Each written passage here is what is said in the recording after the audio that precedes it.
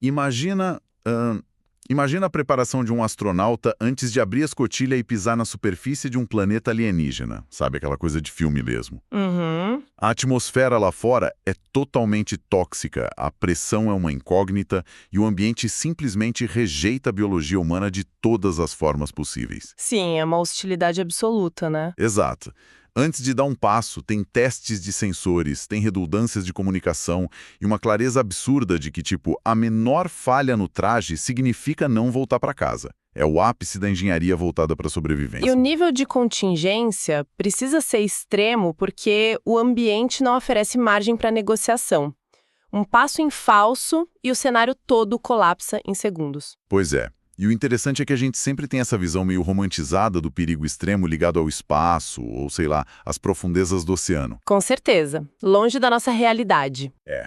Mas a nossa imersão de hoje, que é baseada num conjunto bem denso de diretrizes técnicas e material de formação, vai focar num planeta inóspito que está literalmente a meio metro abaixo da calçada por onde a gente caminha. Exatamente. Ou dentro daquele silo de grãos no interior, ou no tanque da estação de tratamento de água do seu bairro. Exato.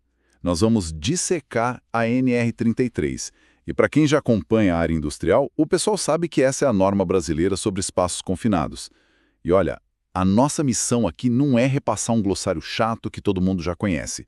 Nós vamos abrir o capô dessa regulamentação para entender a física, a biologia e a psicologia do porquê essas regras de sobrevivência são tão brutais. O grande desafio de um espaço confinado, e acho que é por aí que a gente tem que começar, é que a hostilidade dele é super dissimulada, sabe? Como assim? É que, tipo, quando a gente lida com trabalho em altura ou maquinário pesado, o risco é muito visual, é tátil. Você vê a altura da queda, você ouve o barulho da engrenagem do triturador. Faz sentido, você sente o perigo. Uhum. Na INR33, o campo de batalha é invisível. A gente está lutando contra variáveis microscópicas. Então vamos mergulhar na mais crítica dessas variáveis, que é a atmosfera. O conceito de deficiência de oxigênio é algo que o nosso instinto até compreende bem, né? O ar fica rarefeito, o cérebro desliga, é aquela asfixia clássica. Sim, é o medo mais comum. Porém, lendo as fontes, as diretrizes martelam incansavelmente sobre o perigo diametralmente oposto, o enriquecimento de oxigênio. E eu confesso que sempre gosto de desafiar essa ideia porque a lógica básica diz que o oxigênio é o combustível da vida. É o que a gente aprende na escola, né? Pois é. Por que ultrapassar a marca dos 23,5% transforma o ar numa arma letal? A química por trás disso é o que torna o cenário assustador. O oxigênio em si não é inflamável, mas ele atua como o comburente definitivo. Tá. Quando você aumenta a concentração no ar, você está drasticamente diminuindo a energia de ativação que é necessária para que qualquer outro material entre em combustão. Caramba. Então, num ambiente com 25 ou 30% de oxigênio, a física do que a gente considera inflamável muda completamente. Então espera. As próprias proteções que o trabalhador está usando podem virar uma ameaça. Exatamente. Uma roupa de algodão tratada, que normalmente resistiria a uma fagulha numa boa, passa a se comportar como se estivesse encharcada de gasolina. Nossa. O cabelo do trabalhador, a poeira que está suspensa no ar, a graxa na bota, tudo vira um combustível de altíssima octanagem. Uma faísca minúscula, tipo o atrito de uma chave de fenda caindo no chão, não causa só um fogo localizado. Ela pode desencadear uma ignição quase explosiva porque a atmosfera está faminta para oxidar qualquer coisa. É literalmente transformar o próprio ar em pólvora. E isso nos leva direto para aquele acrônimo que sempre aparece nos relatórios mais sombrios, que é o IPVS. Imediatamente perigoso à vida ou à saúde. Isso. A gente conhece a sigla, mas na prática de campo, calcular esse limiar parece ser uma ciência muito caótica. Porque, pelo que eu entendi, não é apenas uma questão de entrou, morreu, né? Não. A classificação IPVS lida muito com a imprevisibilidade do colapso fisiológico. O ambiente ganha esse rótulo não só porque tem um gás letal lá dentro, mas porque a concentração desse contaminante atinge um ponto onde ele incapacita a pessoa de realizar o autorresgate. Ah, entendi. Imagina um cenário com alta concentração de gás sulfídrico. Ele tem aquele cheiro de ovo podre, sabe? Sim, bem característico. Só que ele não precisa matar o trabalhador instantaneamente para ser considerado IPVS. Se a exposição de uns 30 segundos causar uma paralisia no nervo olfativo e uma desorientação motora severa, a pessoa simplesmente não consegue mais achar a saída do tanque por conta própria. Oh, e aí ela fica presa. Uhum. O relógio biológico simplesmente para. Ela perde a capacidade de sair. O pulmão não consegue mais negociar com o ambiente. E a única forma de entrar num cenário desse é isolando a respiração do trabalhador do ar local, né? Usando aqueles equipamentos autônomos de pressão positiva com cilindro nas costas. Exato, não tem outro jeito. Agora, diante de um nível de hostilidade tão profundo, a burocracia para liberar o acesso a essas áreas ganha um peso totalmente diferente. As fontes detalham muito a PET, a permissão de entrada e trabalho, e a gente sabe que muita gente na operação, na correria do dia a dia, enxerga a PET como um formulário chato de compliance, um obstáculo para a produção. Nossa, e reduzir a PET a um pedaço de papel é o primeiro passo para um acidente fatal. É um erro clássico. Conta mais sobre isso. A PET, na verdade, é um retrato ultra detalhado e temporário das condições de vida daquele ambiente. O responsável técnico é quem desenha a estratégia macro, define os equipamentos, os pontos de bloqueio de energia. Mas é o supervisor de entrada que assume o risco legal e moral ao assinar aquele documento ali, na boca do espaço confinado. E aqui eu quero colocar o dedo na ferida, porque o documento diz que a PET deve ser cancelada imediatamente se qualquer condição mudar. Qualquer condição. Qualquer uma. Mas a gente sabe a pressão que existe na indústria, né? Imagina, uma fábrica inteira pode estar parada, esperando aquele reparo específico numa válvula no fundo do tanque. Tem uma pressão velada para ignorar pequenas oscilações nos sensores. Qual é o peso mecânico e real de cancelar essa permissão na hora H? Olha, o peso mecânico e legal é absoluto. A PET funciona como um contrato dinâmico. Ela só tem validade se a realidade continuar espelhando exatamente o que está escrito ali na folha. Certo. Se o medidor de gás registrar um pico momentâneo de monóxido de carbono, ou sei lá, se o sistema de exaustão der uma leve engasgada, o contrato é quebrado. Não tem margem de manobra, então. Nenhuma. A equipe tem que ser evacuada na mesma hora. O supervisor de entrada tem autoridade inquestionável para paralisar a produção da empresa inteira se aquele microambiente sofrer alteração. E enquanto o supervisor tem essa caneta super pesada na mão, o papel mais dramático dessa coreografia inteira fica com o vigia. Lendo as regras de conduta do vigia no material, a rigidez impressiona bastante. É a função mais solitária e crucial. Ele fica ali do lado de fora, monitorando quem entra, controlando a linha de vida, a comunicação, e tem a proibição absoluta de fazer qualquer outra coisa. Tipo, zero multitarefa. Mas a regra que mais gera debate e que as pessoas mais questionam é a proibição total do vigia entrar no espaço para realizar um resgate. Essa é a regra de ouro. Eu entendo a teoria, mas vamos pensar na psicologia da coisa. Imagina o cenário. Você é o vigia. Você está lá olhando pelo buraco e de repente você vê o seu colega de trabalho desabar, inconsciente lá no fundo. É um pesado. O instinto humano mais básico de qualquer um é prender a respiração, descer os 2 metros de escada rapidinho, agarrar o cinto do colega e puxar para fora. Levaria o quê? 15 segundos. Por que a engenharia de segurança é tão incrivelmente fria em proibir isso sob qualquer circunstância? A frieza dessa regra, infelizmente, vem das autópsias dos acidentes. Vem de tragédias passadas. O instinto humano de prender a respiração falha catastroficamente num ambiente com deficiência de oxigênio por causa da física das trocas gasosas no nosso corpo. Como assim? Explica isso melhor. Imagina que o ambiente está inertizado, sem oxigênio nenhum, e o vigia pula lá dentro prendendo a respiração. O que acontece é que o gradiente de pressão no pulmão dele se inverte. Se inverte? Sim. Normalmente, o oxigênio vai do ar que a gente respira para o nosso sangue. Num ambiente com zero oxigênio, o ambiente literalmente suga o oxigênio residual que está no sangue do resgatista de volta através dos pulmões para fora. Meu Deus! É bizarro. Em uma ou duas respirações ofegantes, por causa do pânico da situação, o cérebro sofre uma queda tão abrupta de oxigenação que o vigia desmaia antes mesmo de alcançar o colega no chão. Ele não resolve o problema. Ele dobra a contagem de vítimas. Ele entra querendo ser o herói e vira a segunda estatística. E piora, porque o vigia é o único elo de comunicação daquela equipe com o mundo externo. Se ele entra e desmaia, a fábrica inteira continua operando lá fora, totalmente alheia ao fato de que tem 2 pessoas morrendo no fundo daquele tanque. Nossa, é um efeito dominó terrível. Exato. É por isso que a regra não negocia com o instinto de jeito nenhum. O vigia precisa ser uma âncora puramente racional no meio do caos emocional. Ele não entra. Isso nos obriga, então, a contornar o fator humano de outra forma. Porque se o vigia está amarrado do lado de fora pela regra, e a gente sabe que o coração dele vai implorar para ele agir, a gente precisa aplicar engenharia para tirar o humano da equação do resgate.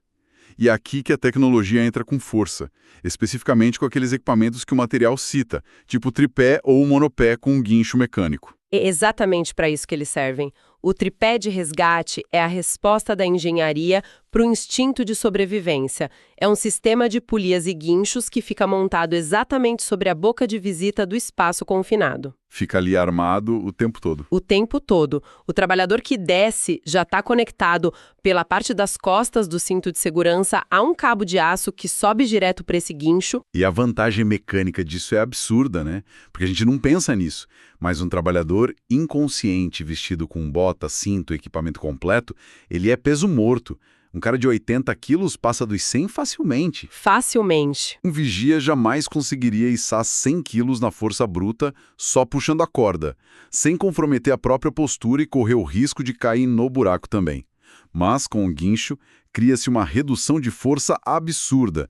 O vigia fica ali do lado de fora, só girando uma manivela tranquilamente e consegue extrair a vítima de uma forma super controlada e rápida. É genial porque a força mecânica substitui aquele heroísmo suicida que a gente estava falando. É um resgate que acontece sem que o resgatista precise quebrar a barreira do espaço confinado em nenhum milímetro. Mas a premissa de toda a NR33 não é só resgatar com eficiência, né? É evitar que o resgate seja sequer necessário. E para garantir que a atmosfera se mantenha dócil antes de qualquer um entrar, a gente chega na fase crucial da medição de gases. Ah, essa parte é vital. Lendo as fontes, a norma determina uma cronologia que é rigorosíssima para os testes atmosféricos antes de emitir a PET. Tem uma ordem. Primeiro, mede-se a porcentagem de oxigênio. Segundo, a presença de gases inflamáveis. Terceiro, os gases tóxicos. Exatamente nessa ordem. E olha, eu confesso que olhando de cara, isso parece muito contraintuitivo. Se eu tenho o pavor de uma faísca que explodiu o meu silo inteiro, por que eu não procuro o gás inflamável logo de primeira? Por que o oxigênio vem na frente? É uma ótima pergunta. O motivo central está no mecanismo de funcionamento dos próprios sensores do aparelho de gás. A maioria dos medidores de limite de explosividade inferior, que a gente chama de LEO, usam sensor de combustão catalítica. Tá, e como isso funciona por dentro? Basicamente, esse pequeno componente dentro do aparelho literalmente tenta queimar uma amostra do gás do ambiente. Ele queima e mede o calor gerado para poder dizer para o visor se a mistura é inflamável ou não. Certo. E aí, para queimar qualquer coisa, você precisa de oxigênio. Perfeitamente. Se o trabalhador colocar o sensor de gases inflamáveis primeiro num tanque que está totalmente tomado por um gás inerte e sem oxigênio nenhum, o sensor catalítico não vai ter oxigênio para queimar a amostra dentro dele. E o que o visor do aparelho vai mostrar para a pessoa? Vai registrar um belo 0% de inflamabilidade. Nossa, isso é aterrorizante. O aparelho dá um falso negativo simplesmente porque ele próprio está sufocando. É. O ambiente ao redor do trabalhador pode estar inundado com, 90% de gás metano, está pronto para explodir de forma devastadora com a primeira lufada de ar fresco que entrar, e o visor ali está dizendo que está tudo ótimo, super seguro. Isso mostra como a falta de conhecimento técnico mata. Mata mesmo. Esse é o calcanhar de Aquiles da medição se o profissional não for treinado. A presença ou ausência de oxigênio dita o comportamento dos outros sensores do aparelho. É por isso que a regra de medir o oxigênio primeiro é inegociável. Faz todo sentido agora. Se o oxigênio não estiver naquela faixa segura que a gente comentou, entre 19,5% e 23,5%, você nem passa para os próximos testes, esquece. Nem perde tempo. Nem perde tempo. Você para tudo e entra com a ventilação mecânica para lavar essa atmosfera, empurrando todo aquele ar contaminado para fora e forçando o ar limpo para dentro, até equalizar. E aqui entra um outro conceito tecnológico que as diretrizes ressaltam de uma forma muito forte e que eu acho fascinante do ponto de vista de engenharia. A gente está ali injetando ar com exaustores superpotentes. Os trabalhadores vão descer no buraco com rádios comunicadores, lanternas de cabeça e os próprios medidores de gás que você acabou de citar. Uhum. São todos aparelhos eletrônicos entrando num ambiente que, como a gente viu, pode se tornar altamente inflamável num piscar de olhos. E a norma exige que todos esses equipamentos sejam intrinsecamente seguros. Como isso funciona de verdade, lá no nível da placa de circuito? Como você cria um eletrônico que não gera faísca, tipo, nem mesmo se ele quebrar? Rádio comum que você compra por aí, apertar o botão de ligar ou trocar uma bateria gera microcentelhas nos contatos elétricos. Centelhas que a gente nem vê a olho nu. Exato. No dia a dia, na sua sala, isso é invisível e inofensivo. Mas num ambiente confinado que está saturado com vapor dissolvente, essa microcentelha é um detonador. Um gatilho perfeito. Pois é. Então, os equipamentos que são intrinsecamente seguros são desenhados com limitadores de corrente e de tensão muito específicos nas placas, como diodos Zener e resistores especiais. Eles estrangulam a energia que circula ali dentro. Eles garantem de forma matemática que a energia elétrica ou térmica máxima que o circuito consegue liberar, e isso é mesmo se o aparelho for esmagado por uma pedra, ou se entrar num curto-circuito interno, ou tiver os cabos rompidos, essa energia fica sempre abaixo da energia mínima de ignição necessária para incendiar aquele gás específico ao redor. O aparelho fica fisicamente incapaz de gerar calor suficiente para ser o estopim de uma explosão. É como se o rádio fosse inofensivo para a atmosfera. Sensacional. É a engenharia aplicada à eliminação passiva do risco. Nós isolamos a energia do rádio, a gente monta o tripé de titânio lá em cima para puxar a vítima, testamos o ar na ordem correta e documentamos tudo de forma rigorosa na PET. Tudo nos conformes. Mas existe uma engrenagem final em todo esse maquinário que é de longe a mais imprevisível de todas, e sem a qual toda essa tecnologia simplesmente desmorona. O fator humano. O fator humano. A melhor tecnologia do mundo não compensa um corpo ou uma mente que não estão calibrados para o estresse que é estar lá embaixo. E as fontes deixam super claro que o atestado médico, o famoso ASO para espaços confinados, vai muito, mas muito além de uma visita na clínica geral. Não é só colocar o aparelho e aferir pressão ou auscultar o pulmão do sujeito. Longe disso. Como a medicina do trabalho testa a resiliência psicossocial de um indivíduo para garantir que ele aguenta entrar nesses lugares? Olha, o componente psicológico é tratado com a mesma gravidade do risco químico na NR33. Porque uma claustrofobia ou um ataque de pânico não causam apenas um desconforto emocional na pessoa. Eles desencadeiam uma cascata fisiológica que altera o ambiente químico de espaço confinado. Como assim? O pânico muda a química do ar? Muda. Imagina um profissional perfeitamente saudável, com o coração em dia, entrando numa tubulação super estreita e escura. E, de repente, por algum gatilho, ele sofre um ataque de pânico. O que acontece com o corpo dele? A frequência cardíaca dispara na hora e ele começa a hiperventilar loucamente. O metabolismo acelera de uma forma descontrolada. Exatamente. Quando ele hiperventila, ele passa a consumir praticamente o dobro de oxigênio do ambiente e a exalar uma quantidade muito maior de dióxido de carbono.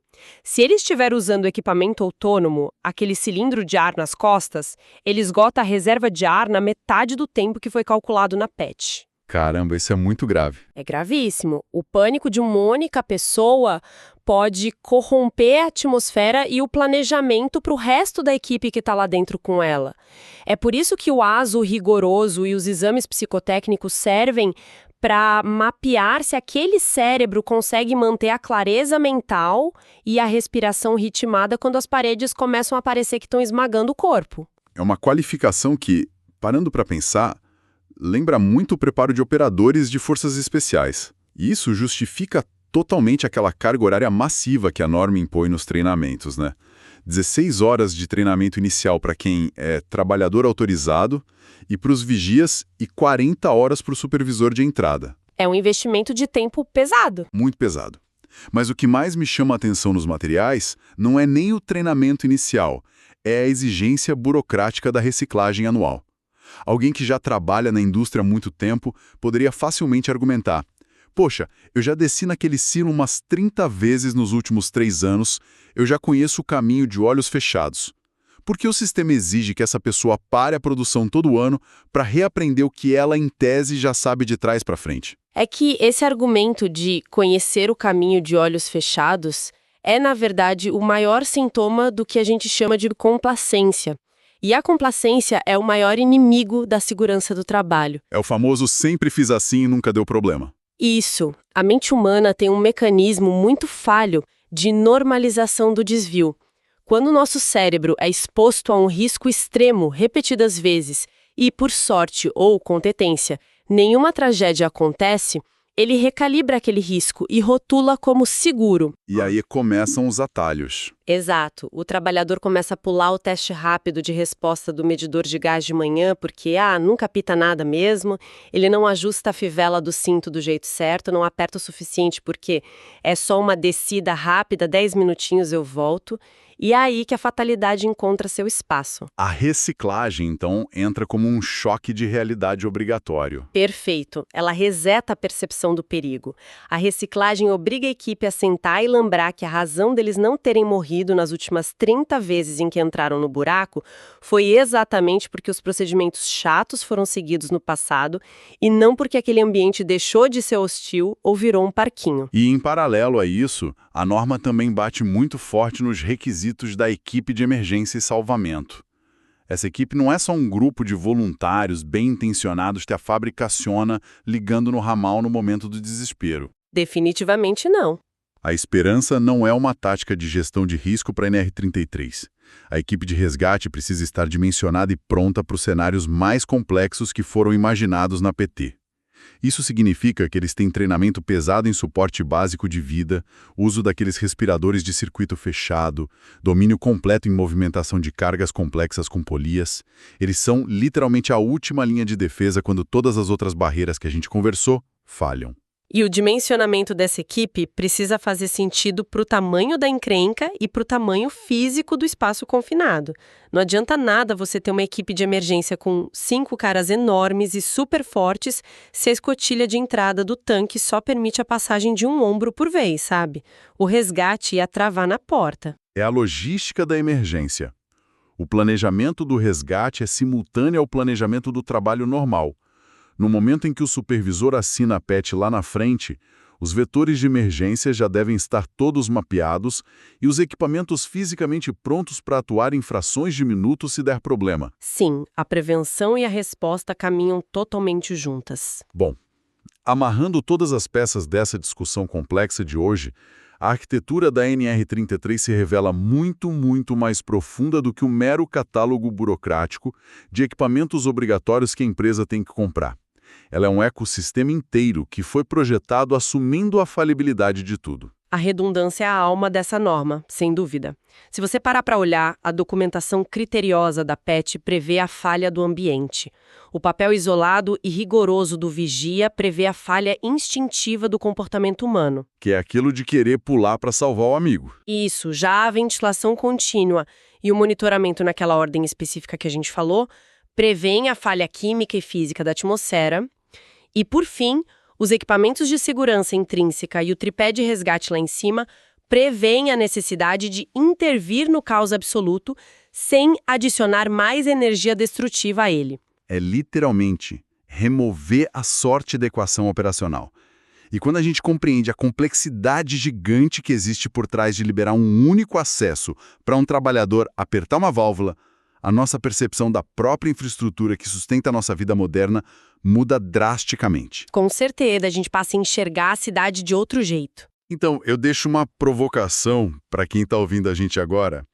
Quando você estiver andando na rua amanhã e pisar sobre aquelas tampas pesadas de ferro fundido do esgoto, ou quando passar por aquelas escotilhas de galerias subterrâneas de telecomunicação no meio da calçada, ou até quando você estiver viajando e avistar enormes silos de armazenamento de grãos na beira da estrada, faça uma pequena pausa mental. É um ótimo exercício. O que parece ser só uma paisagem urbana entediante do dia a dia, esconde, na verdade, centenas de portais para mundos extremamente mortais. Pense em quantas vidas humanas dependem diariamente dessa coreografia invisível, rígida e perfeitamente orquestrada da NR33, que está acontecendo sob os nossos pés agora mesmo, apenas para garantir que a água limpa chegue na nossa torneira ou que o cabo de fibra ótica mantenha a nossa internet funcionando e que, principalmente, aquele trabalhador consiga voltar para a família dele no fim do turno.